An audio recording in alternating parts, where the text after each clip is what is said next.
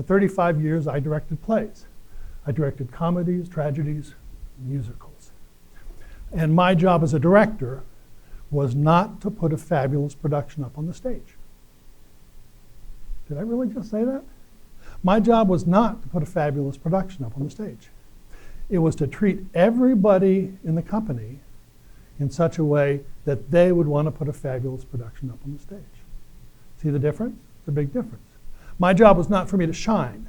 It was to make sure that everybody involved in the production had an opportunity to shine. And to do that, I needed to learn to stop merely communicating and start clearly connecting. So you need to understand people. Short people, tall people, left-handed people, right-handed people, people who are really nice and some people who aren't so very nice. People who get us excited when they walk into a room and people who get us excited when they leave that room, right? We know those people, okay? But we need to understand them all. Why? Because we get to work with them. So it stands to reason that the better we can understand people, the more effective we are going to be at connecting with them. Now, the greatest value that you can add to somebody is to listen to them. And this is really hard because, at least it's hard for me, let me put it that way. Because listening, I was always taught that sort of listening is a passive skill. It's giving away the power. But in actuality, it's just the opposite.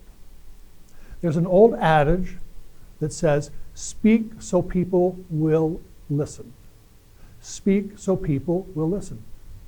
Nothing wrong with that. I love it. I've been to many a conference where I wish the person up at the podium had understood that, right? So now I want us to flip it. I want us to flip that and say, listen so people will want to talk. Listen so people will want to talk. So they will open up, share who they are, express their ideas and their opinions. So be curious about what they are curious about. Don't interrupt.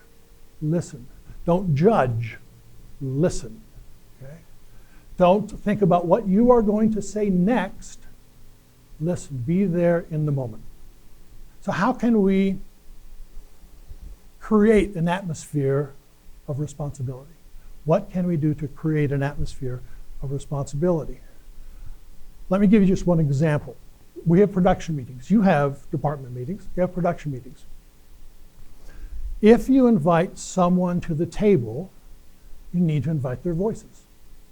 You need to allow them to speak and express their ideas. If you invite somebody into the room, you need to invite them into the community. So the meetings from 11 to noon, they're not there just 11 to noon. They're there before and after. What do you do before and what do you do after? They've got to be included in that. There's a play where something has to happen. A person walks in and picks up a great big pickle barrel. Remember those? Pickle barrel with two fingers and just sort of magically lifts it up. Whoa. So I walk in and I say, okay, we've got this problem with the pickle barrel and here's how we're going to do it. What do you think? Is that going to open up discussion? No, it's not. It's going to shut it down. No responsibility. If I come in and say, hey, we've got this problem with the pickle barrel, what are your ideas? How do you think we can get it done? Are they going to be much more open, receptive to answering that? Of course they are. And we go around the room, we open up discussion. You know, perhaps as a director, I sort of have a final say on the matter, but I don't want to be the one that comes in and says, this is how we're going to do it, because I'm usually the last person to really know how to do this. Patiently persistent. A rehearsal is going down on stage, and it's not going well. It is a stinker. And I'm sitting halfway up in the audience, in the auditorium. Stage manager is sitting next to me, and she leans over and she says, do you see this?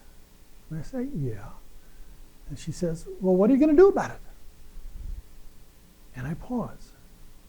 Because there are a number of things I can do. One is I can go down and say, guys, this is really rotten. You don't understand the line. Here's how to say it. You think that's going to get a positive result?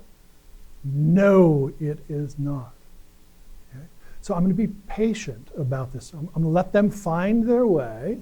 I'm going to give them leading questions, positive questions, and then eventually I might have to go down on stage and talk to them as we try to mold this character together.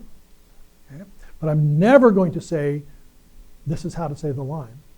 Because then every time in the performance, when it comes to that line, it'll sound like I told them that, and they didn't find it for themselves. The people that you work with, we need to help them find it themselves. Fun is not a four-letter word. Serious fun. It's not drinking on Friday night. It's the attitude that you have in the office that creates this wealth. Right? It is the absolute best way to connect with people. If you want people to come in early, stay late, what do? You make it fun. If you want people to take risks and be creative, what do? You make it fun. If you want people to stay and be a part of what you are doing, you make it fun. And it all starts with you. No matter what level you are at, everything starts with you.